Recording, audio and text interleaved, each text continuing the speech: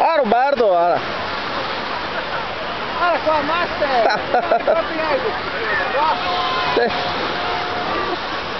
Pianetto fuoretto che era piccolo, ma una roba. Hai visto Alessandro?